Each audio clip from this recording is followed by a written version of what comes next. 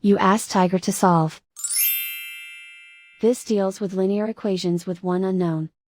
The final result is a equals -6. Let's solve it step by step. Isolate the a. Divide both sides by -5. Cancel out the negatives. Simplify the fraction. Move the negative sign from the denominator to the numerator.